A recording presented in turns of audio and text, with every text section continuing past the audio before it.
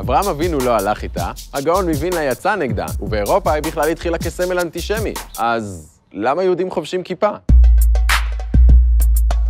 שלא כמו רוב המנהגים הדתיים המוכרים לנו, כמו ברית מילה או שמירת שבת, כיסוי ראש הוא מנהג שצמח מלמטה. בתנ"ך כמעט לא מוזכרת החובה לכסות את הראש. רק הכהנים בבית המקדש שחבשו מצנפת. גם אחד מחכמי הגמרא, הרב הונא, העיד על עצמו שהוא תמיד מכסה את הראש, כי הוא ירא שמיים במיוחד.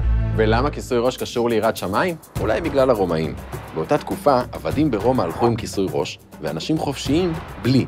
רב הונא כאילו אמר על עצמו, אני עבד של השם, אבל הוא היה יוצא דופן. פסיפסים מתקופות קדומות מציגים דמויות יהודיות חשובות בראש מגולה, כמו עזרא הסופר למשל. בתקופת הגאונים במאה השמינית נפסק להלכה שאסור להזכיר את שם השם ללא כיסוי ראש, מה שהגביל את החובה לתחומי בית הכנסת או לתלמידי החכמים שעוסקים כל היום בתורה. במאות הבאות העולם היהודי התפצל.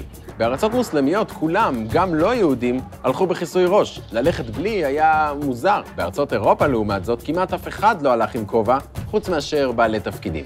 האפיפיור למשל הלך עם כיפה בשם זוקטו או דלת בעברית.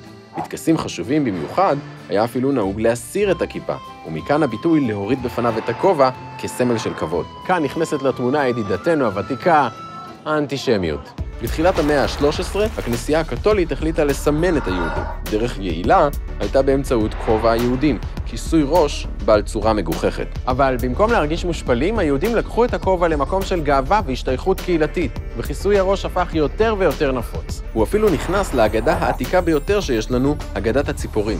אגב, אותו כובע בדיוק הפך לסמל כללי לדמויות בעייתיות, כמו עבריינים, גמדים ומכשפות, וכך התגלגל גם לכובע הקוסמים המוכר לנו. באמצע המאה ה-16 זה הפך לרשמי.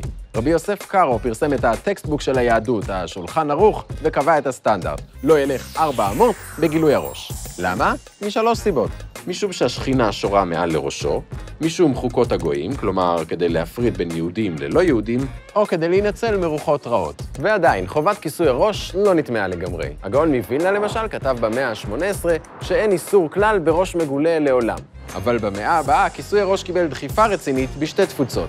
ברוסיה, הצאר ניקולאי הראשון הטיל מגבלות קשות על כיסוי הראש. בחורי ישיבה הותקפו, פאותיהם קוצצו, וכיסוי הראש שלהם הוחרם. חבישת כיסוי ראש יהודי הפכה למסירות נפש, מעשה שמעיד על דבקות דתית. במקביל, בארצות הברית, חבר הנאמנים של טמפל עמנואל הרפורמי בניו יורק, החליטו שכמו בכנסייה, בטקסים בטמפל, המתפללים יסירו את כיסוי הראש. ואם כך עושים הרפורמים, האורתודוקסים יעשו את ההפך. במהלך המאה ה-19, מתחת לכיסוי הראש, הכובע או הטורבן, התחילו להופיע כיפות.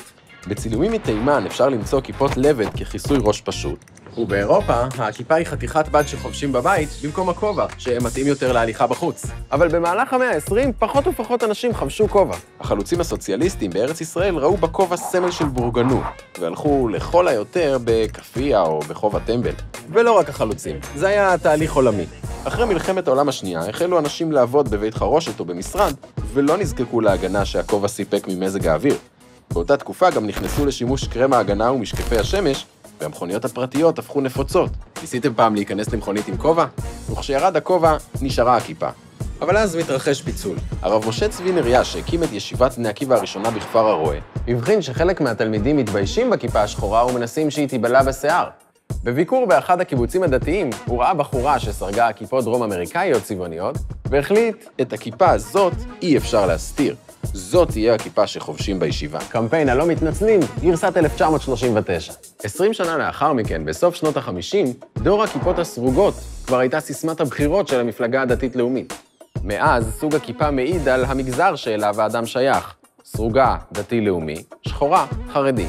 עם השנים נוצרו שלל כיפות על הרצף, שכל אחת מהן מציינת את ההשתייכות החברתית המדויקת של מי שחובש אותה. רק החרדים האשכנזים נשארו עם הכובע. והסיכה, את סיכת ההידוק המוכרת לנו המציאו בשנת 1957 אב ובן אמריקנים בשם אדוארד פייצור, והיא החליפה את הסיכה הפשוטה. הנוחות של סיכת ההידוק הפכה אותה ללהיט. כמעט אין ראש דתי בלעדיה, ושלל השימושים שהיא מאפשרת הצמידו לה את הכינוי לדרדוס. סטודנט לעיצוב תעשייתי, יעקב גולדברג שמו, אפילו יצר סיכת ראש משודרגת עם פותחן, סרגל וגם פצירה.